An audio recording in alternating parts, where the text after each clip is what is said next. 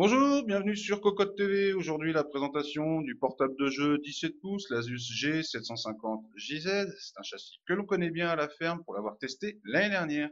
Il nous revient avec pour particularité d'embarquer la GTX 880M de Nvidia. On commence la vidéo avec les caractéristiques du PC portable. En processeur, un Intel i7 4700HQ accompagné de 32 Go de RAM DDR3 cadencé à 1600 MHz. Puis 2 SSD 256 Go en RAID 0, un disque dur mécanique de 1 Tera, et enfin la dalle de type TN mat 1080p. Sans plus tarder, on passe à la présentation et on commence par le bundle avec la traditionnelle brique plutôt classique et son câble d'alimentation secteur.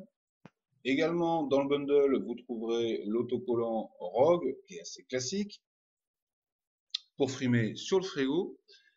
Et enfin, deux fascicules, un guide de démarrage et un guide d'utilisateur. Le petit scratch qui vous permet de réunir vos câbles, là aussi, c'est du classique sur toutes les machines Asus, pas seulement les séries Rogue.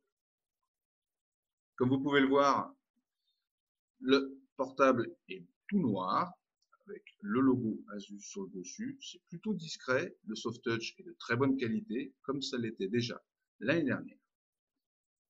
On commence la présentation de l'extérieur de la machine avec la tranche avant qui fait environ 2 cm d'épaisseur, qui est, vous voyez, très bien finie. Une petite encoche permettra l'ouverture facile de l'écran. Sur la tranche côté gauche, vous trouverez deux ports USB 3, le lecteur graveur Blu-ray et un lecteur de carte SD. Sur la tranche côté droit, c'est plus fourni avec la prise secteur, la sortie VGA, une sortie HDMI, le port RJ45, deux USB 3 et deux jack 3.5, un pour le micro, un pour le casque. La partie arrière est de loin la plus originale de la machine, avec deux grilles en charge d'extraire l'air chaud et un rappel Rogue au milieu. Les plastiques, comme vous pouvez le voir, sont de très bonne qualité. L'arrière, nous trouvons, est vraiment réussi. Sur le dessus, on a la petite grille qui permettra de faire rentrer l'air frais. Les ergots sont en caoutchouc et permettent une inclinaison du PC, contribuent à la bonne ergonomie de la machine. Un subwoofer permettra de fabriquer un son 2.1.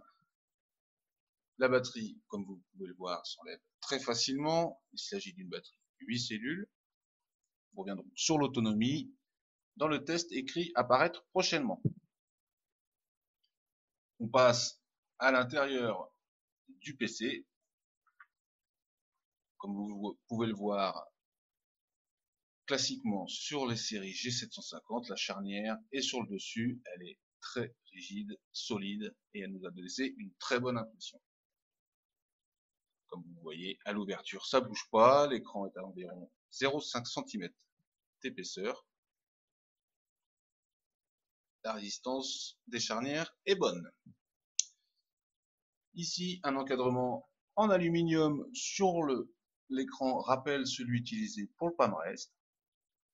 Petite finition toujours agréable.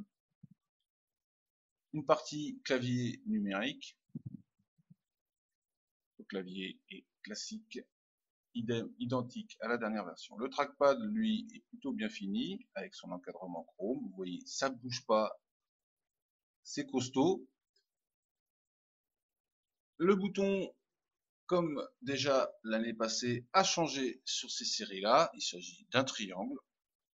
Et c'est le seul bouton qu'il y a en haut du clavier désormais. Le démarrage de Windows 8.1 est relativement rapide. SSD oblige, mais ça, maintenant, vous avez l'habitude.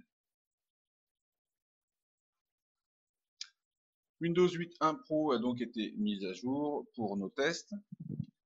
Peu de choses à signaler, la glisse du trackpad est plutôt bonne. La matière utilisée est légèrement granuleuse, mais très légèrement, et offre un bon confort de glisse. Nous n'avons rencontré aucun problème particulier dans l'utilisation de la machine et les diverses mises à jour nécessaires. À noter tout de même la présence du soft Asus GPU Tweak, qui permet un overclocking très facile du CPU et du GPU. Nous le recommandons à ceux qui sont un petit peu frileux dans le changement de ses valeurs. On termine la présentation de ce portable avec un petit rappel sur le son. D'abord, nous l'avons trouvé plutôt réussi et nous tenions à signaler la présence sur la sortie jack 3.5 d'un amplificateur capable de driver des casques jusqu'à 600 ohms. C'est relativement rare pour être signalé. Ça permettra de s'exploser joyeusement les oreilles avec votre casque préféré. À bientôt sur Cocotte TV.